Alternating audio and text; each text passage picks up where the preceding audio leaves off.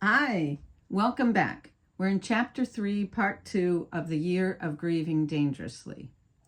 Here we are in December. So let's just call your nephew. She loves him. She'll listen to him. He'll get her to get out of bed, get out of her funk. Maybe she'll be able to tell him her wishes. So at least she would have admitted it to someone other than us.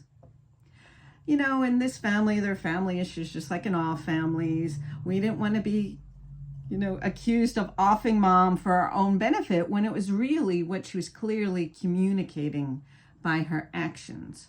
So arrangements were made to fly the nephew over. Then the arguments between mom, son, grandson were loud and heartbreaking for a mostly quiet Japanese family. She wanted to give up, but she couldn't give herself permission to do so. Where did the caring mom? We all got along lovely before all this, but, caretaking puts a lot of stress upon people. So where'd she go to? And trying to please her, trying to bring back some little zest for life in her, I accidentally put Biscuit in harm's way. So we were going to take a road trip with the nephew and mother-in-law. She always wanted to go to the Oregon coast to eat oysters at the source. So we left Biscuit with our friends. It wasn't the normal people who watched her, but it was people who saw the chaos up close and wanted to help out. As a busy household, so sweet. We've had such good times together. So when I dropped her off, for some reason, I felt odd and something didn't seem right.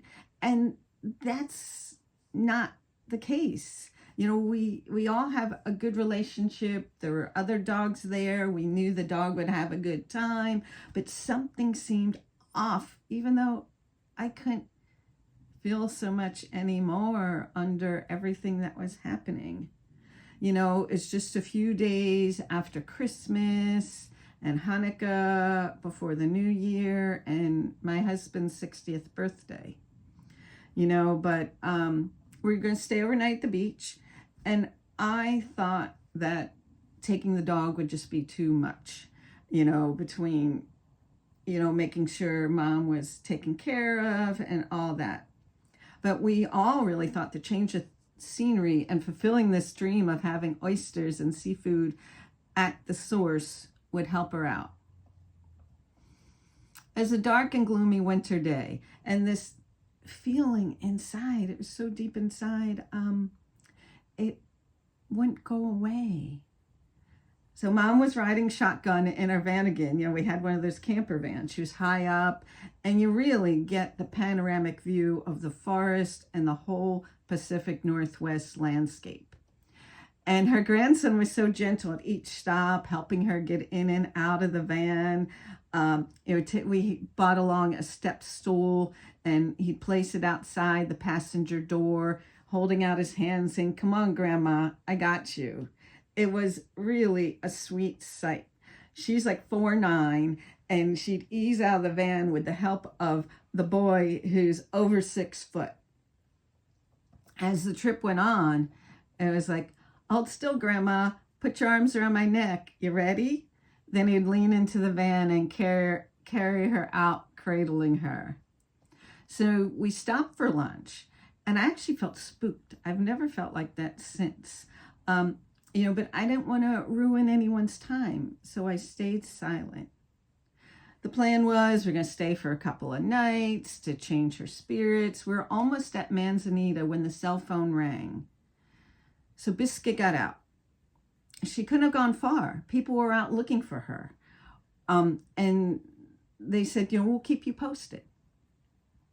But right then, I felt that we'd never see her frolicking again. And she's already gone in my mind. So we pulled up into the hotel parking lot, trying to figure out what to do. I started to call friends, asking for help with the search and someone to go to our house in case the dog was waiting outside. When I was a child, we had a dog that walked many miles from our new house in the suburbs of Philly all the way back to, East Germantown. It was amazing. The new owners called my parents and said, there's a dog out here. But tonight it felt different. So my hubby wanted to turn around immediately, go back, look for her. The phone rang again.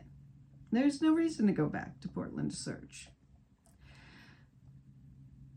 I never cried so much during that night. The coastal storm just battered our scenic windows. The ocean waves crashed on the surf. I never felt so guilty about not following someone's wishes. The people at the vet handed us her frozen little body with the phone number of the couple who found her by the side of the road. When the husband and wife came upon her, she was still warm, so they gave her CPR and rushed her to the vet, hoping to save her. And the nephew probably couldn't wait to get on the plane, losing his image of his grandma who taught him Japanese, the one who encouraged him to do the JET program. He got a peek into his uncle's private life on such a brutal scale. He kept us together on the few remaining days of his visit. He's extremely helpful digging the grave in our backyard. It was winter, it was hard.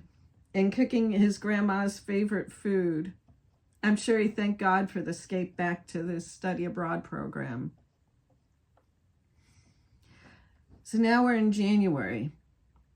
I don't remember New Year's Eve that year. I must have blocked it out. Less than a week after our loss was husband's 60th birthday. On his special day, he heard, "It was just a dog. I don't know why you're still upset."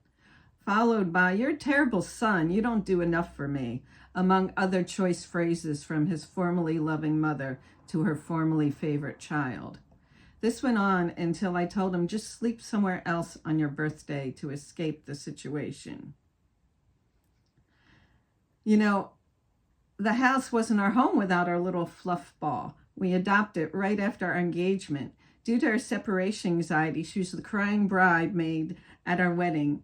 She coordinated perfectly in our wedding pictures when we posed in front of the white azaleas. When we got married, we were too old to have children. So the petite Bichon Frise was our little fur baby. And yes, she looks a lot like Inspector. They're all rescue. We just apparently happen to gravitate towards small dogs. I don't have a photo of our dog in between, but he's a small white dog too. So now we're in February. So my mother-in-law continued to go downhill. We explained to her we're fine with her choice, but she had to tell other people, or at least her doctors. She remained in bed. She said to me, my son hardly talks to me anymore. And I said, I know. This is hard on all of us, but you're not helping either. So disappeared was the symbiotic relationship between the two creatives. The mother who gladly supported her son in his art career, he fulfilling her dreams. Mother and son inspired each other. In her mid-80s, he taught her how to use the scanner and the basics of Photoshop so she could print what she saw on her computer screen. Through her love of plants, she provided him material, literally plants, for a successful commercial line of art. So when everyone else wrote him off as a dreamer, nothing would ever happen with his visions, she never doubted his day would come. So here we are, the two of them at the hotel on Waikiki Beach, admiring his photos on the walls. Their passion immortalized, her plants, his vision. So now we're in March. At our next checkup, when we mentioned the word hospice, the doctors thought we were trying to kill her off. We spoke of her resistance to participate in life. What we were saying didn't fit in with the attentive social woman who knew how to put on an act for the doctor. All our parents do that. You take them to an appointment and like the day before, they'll tell you every single thing that's wrong with them and say, oh, this bothers me, which is all fine. You need this information. But then they go to the doctors and they're like, nothing's wrong. I'm happy, and that helps no one. So, so my mother-in-law, she would say, on occasion, I just forget to take my meds. The doctors didn't know who to believe. The gerontologist took us to another room to say, maybe she is a little depressed. We could put her on an antidepressant. So we were like, she'd never take it if she knew what she was. Like all our parents are like that, and many people are like that, not just parents. And so the doctor told us it also has the benefits of increasing the appetite. She's lost so much weight. So that's why I'll tell her I'm prescribing the drug. So, the family thought we weren't doing enough, yet only one came to visit. So here we are in April. We joined the group, the Powerful Tools for Caregivers. It's to help us navigate through this journey. Mom got worse. The coordinators said we should talk again and ask for a hospice consultation. The two facilitators were magnificent in their empathy to all participants.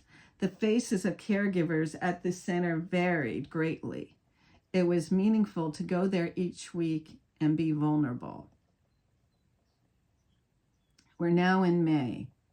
It's our 8th wedding anniversary. We knew, unfortunately, that she had to go into the ER that day. Coincidentally, we had dinner reservations close to the hospital, which focused on geriatrics. So I drove my mother-in-law to the ER, and we're sitting there together. And right away, they knew she needed to be admitted, but they had to wait for a room to open up.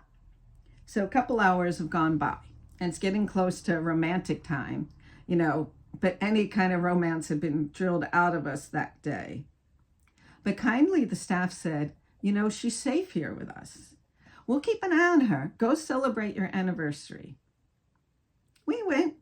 I can't say we felt celebratory. By the time we finished our meal, she had been taken up to a room. Thank you for those caring staff members. We're in June. We finally had the hospice consult 2 weeks after her being in the hospital. So reading the pamphlet, Gone from My Sight, there'll be something in the notes, of course, in the comments about this. She should have been on hospice months ago. All those symptoms perfectly aligned with this nicely written educational book. This guide could have prevented so much grief on all of us, but especially her.